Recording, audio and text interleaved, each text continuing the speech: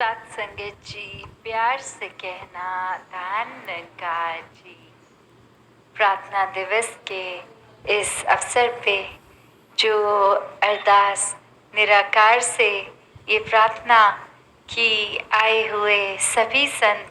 जो चाहे वो आज अभी पधारे हैं या पिछले 2-3 महीनों से, कि मन में चाहे जो नहीं भी आ पाए उनकी भी जो एक ध्यान लगा हुआ कि ये संत समागम की रुत और किस तरह एक अपने जीवन को सुधार की ओर लेके चलें, मन में सेवा का भाव हर एक तक वो पहुंच पाए। तो कैसे संत यहाँ दासी देख भी रही है कि चाहे वो 2-3 महीने से कितने ही महापुरुषों के वो चेहरे दिख रहे हैं, शायद उन्हें घर भी जाने को अवसर नहीं मिल रहा और शायद समागम के बाद ही एक ही बार जाएंगे जब। तो कैसे जहाँ हर एक की अपनी पारिवारिक जिम्मेवारियां तो हैं, पर इस समय जो सबको नीड ऑफ द आवर और एक जो मन में सेवा का भाव, ये लगन इतनी कि किस तरह ये मैदान जल्द से जल्द तैयार हों। सभी संगतों ने आके यहाँ समागम के दौरान बसना है तो किसी को भी असुविधा ना हो। ये बहुत ही प्यार से मैदान संतों ने सेवा करके सींचे और उसका रूप अभी आप जो देख भी रहे हैं और अगले 2 दिन तक और भी एक कंप्लीशन की तरफ होकर वो समागम का स्टार्ट होना। तो कैसे चाहे ऐसे बच्चे भी नजर आए जो कह रहे हैं कि ये पहला ही उनका समागम है, अभी तक कभी आना नहीं हुआ, चाहे उम्र भी बड़ी है तो भी कोई ना कोई वजह से कभी दिल्ली या इधर समालखा आने का अवसर नहीं मिल पाया था। तो कैसे ये जो रूप ये समागम का और इसी क्या भाव की मानवता की भलाई के लिए संतों ने जहाँ ये आज इस तरह ये बगीचा सजा हुआ, वो मानवता को ही और सुंदरता प्राप्त करने के लिए प्रयास की। जो एक ये हम लाइन भी सुन रहे हैं, ये इंसानियत और रूहानियत संग संग। तो कैसे ये रूहानियत और इंसानियत का संगम, ये पॉसिबिलिटी एक कैसी, जैसे अक्सर सभी ने जो पढ़ा होगा मैस्लोव की नीड ऑफ हायरार्की का, कि कैसे एक शुरुआत तो हर एक की एक फिजिकल नीड्स की तरफ और सबसे ऊपर जो एक उसका पोटेंशियल फुल सेल्फ एक्चुअलाइजेशन का, तो वो एक वही बात कि हम रूहानी कब बनते हैं, जब एक इंसान अपना पूरा पोटेंशियल वो पूरी संभावित रूप में जब इंसान अपनी मुकम्मल इंसान बनता है, वही रूहानियत है। क्योंकि शुरू से युगों युगों से संतों ने पीर पैगंबरों ने बात समझाई मनुष्य को कि एक रूहानी रूप मानवता के अंदर जो आत्मा हर किसी की ये परमात्मा का ही अंश और ये डिविनिटी हर एक में है। जैसे अभी जिक्र भी सुना सत्संग के दौरान, उदाहरण वो महात्मा दे रहे कि कैसे एक बीज प्रफुल्लित होकर एक विशाल वृक्ष का रूप, एक पेड़ का एक रूप लेता है। तो हर बीज में वो पोटेंशियल है कि हरा भरा एक पेड़ बन जाए, एक बहुत बड़ा ऊंचा और घना फलदायक। और जब भी कोई बीज ऐसा दिखे जो एक उपजने से पहले ही या सड़ गया है या उसमें से उपज नहीं हुई, तो ये ही बात कि संतों को पता है कि सब में क्या पोटेंशियल है। ये आत्मा का मिलन, इस परमात्मा हर एक का ब्रह्म ज्ञानी होना, ये जीवन को रूहानियत के साथ पल पल जीना, ये सबका जो फुल पोटेंशियल है। और इसी रूहानी रंग में जो रूहें रंग गईं, वो तो फिर एक बाकी संसार की ओर उसी नज़र से देखते हैं कि जिस तरह हम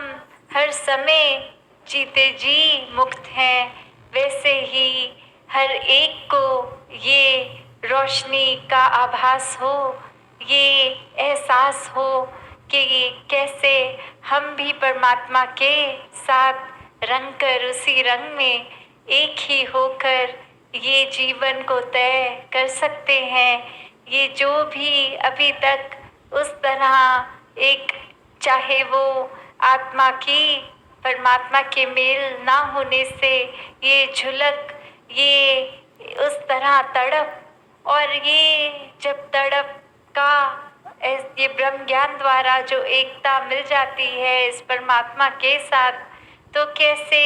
फिर रूह झूम उठती है। और वही रूप यहाँ हर कोई जो आए हैं आज और आने वाले दिनों में भी आएंगे, कि चाहे पिछले 2 सालों से तो